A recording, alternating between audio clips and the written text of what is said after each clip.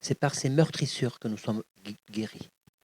Alors, il n'y a pas que la guérison physique. Il y a aussi la guérison de l'âme, la guérison morale, la guérison psychologique. Alors, je voudrais vous poser une question ce matin. On parle souvent de la mort de Jésus, d'accord? On sait que Jésus a excessivement souffert d'une façon incommensurable que notre intelligence ne peut concevoir le degré, la profondeur et la gravité de sa souffrance. Tout comme on ne peut pas absorber totalement la profondeur, la largeur et la hauteur de son amour pour chacun de nous. Je vais vous poser une question ce matin. Vous est-il arrivé une fois de vous demander, pendant que Jésus était sur la croix, que s'est-il passé dans sa tête et dans son cœur? À quoi il a pensé? Vous êtes déjà posé, c'est pas une question piège, hein? Est-ce que vous vous êtes déjà posé la question? À quoi il a pensé?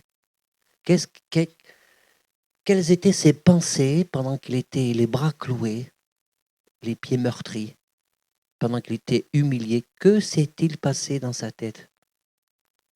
A-t-il eu des raisonnements?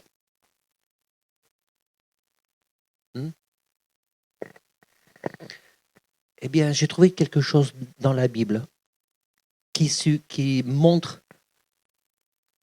potentiellement les raisonnements, les pensées que Jésus a eues sur la croix. Ça vous étonne?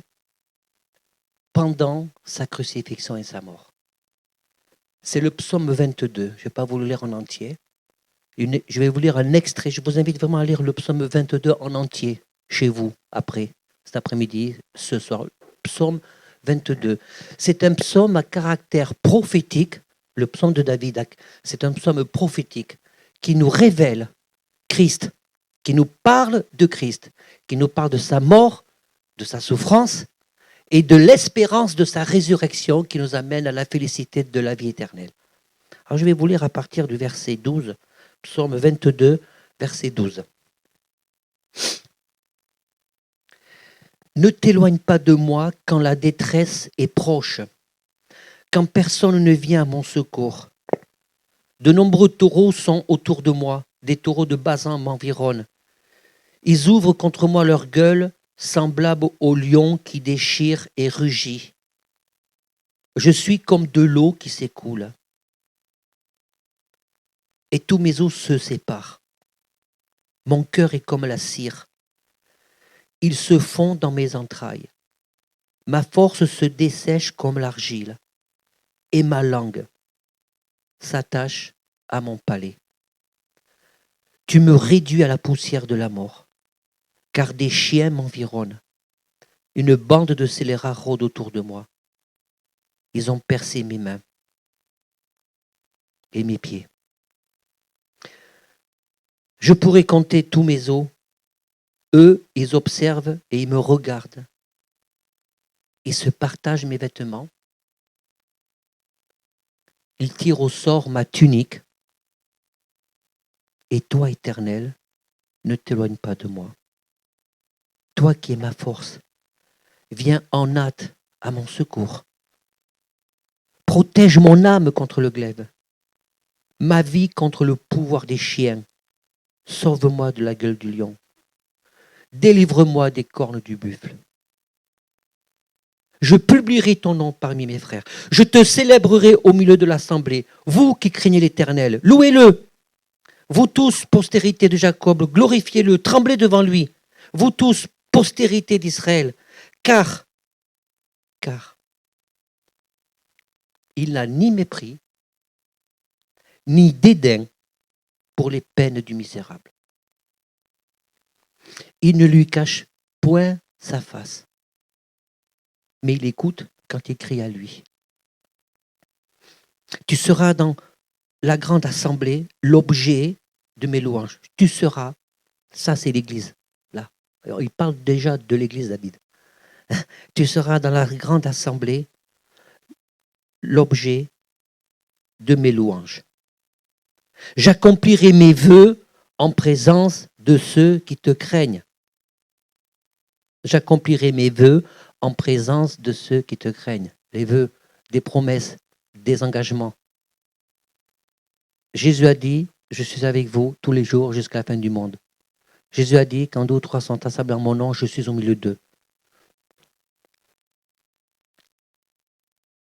Les malheureux mangeront et se rassasieront. Ceux qui cherchent l'Éternel le célébreront. Que votre cœur vive toujours. Amen. Que votre cœur vive toujours. Amen. Le verset 24, quand il est dit, il n'a ni mépris, il n'a pas de mépris, car il n'y a ni mépris ni dédain pour les peines du misérable. Le mot mépris, autrement dit dans le sens littéraire, c'est il ne regarde pas avec mépris. Il n'a pas un regard méprisant pour ceux qui s'approchent de lui et qui sont dans le malheur. Et pour appuyer le regard d'amour que Dieu veut avoir sur chacune de nos personnes, il y a mépris et dédain. C'est-à-dire, il ne regarde pas avec d'une façon hautaine et ni dédain, c'est-à-dire il y a mépris et méprisable, détestable.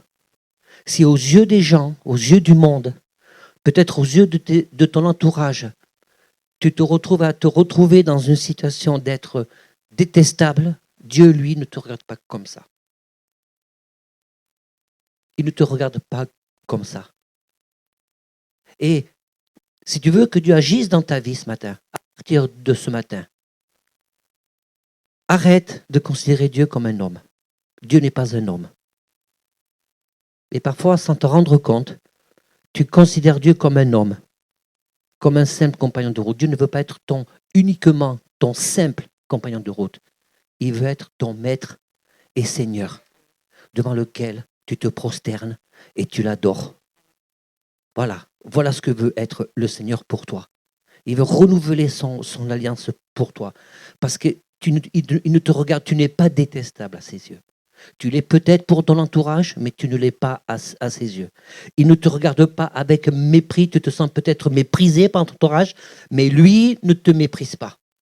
Parce qu'il veut renouveler son alliance. Et quand la Bible dit que le malheureux crie, quand le malheureux crie, eh bien, il ne détourne pas sa face.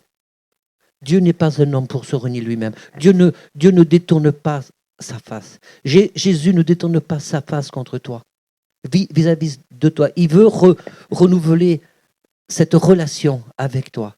Il veut que tu considères que cette histoire de mort et de résurrection, c'est pour te donner le pouvoir de résister contre les mauvais jours de ta vie, pour te donner le pouvoir de résister contre des pensées qui te détruisent. C'est de te donner le pouvoir de résister contre ce qui te rend faible.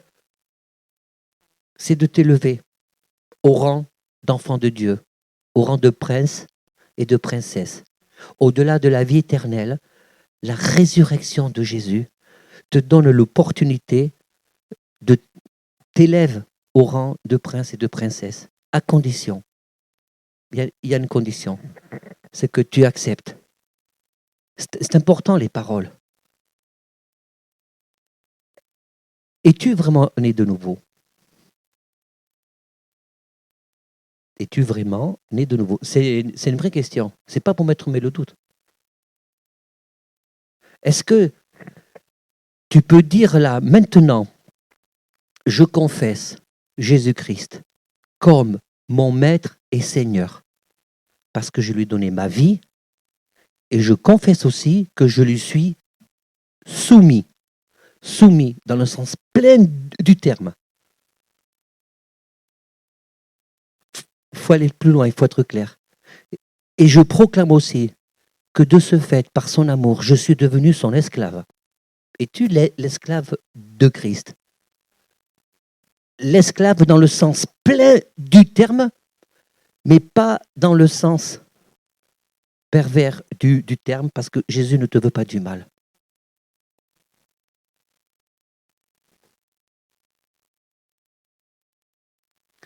On ne se rend pas compte que parfois on demande beaucoup de choses au Seigneur. Et tu as raison de demander beaucoup de choses. Mais parfois, dans tout ce que nous demandons, nous oublions de nous poser la question, Seigneur, qu'est-ce que tu veux de moi? Le Seigneur veut de toi tout. toute ta vie, toutes tes pensées, toutes tes préoccupations, tout ce qui t'inquiète, tout ce qui t'angoisse, tout ce qui te fait mal, parce qu'il ne te regarde pas avec dédain, parce qu'il ne te méprise pas, parce qu'il a eu les os brisés, il regardait les gens autour de lui comme des prédateurs. Il est entouré de prédateurs. Il a accepté cette humiliation. Il a accepté, c'est ça Pâques. Il a accepté cette humiliation. Et voyez-vous, quand Jésus a célébré la Pâques, a célébré la Sainte Seine, c'était comme l'expliquait Yacine, c'était dans le contexte de la Pâque juive. Comme il est Dieu, il s'est réapproprié, il a fait un détournement en fait de la Pâque juive, il s'est réapproprié cette Pâque pour lui, parce qu'il s'est présenté comme le véritable agneau qui ôte le péché du monde. Voilà comment Jésus te regarde ce matin. Il n'y a aucun mépris.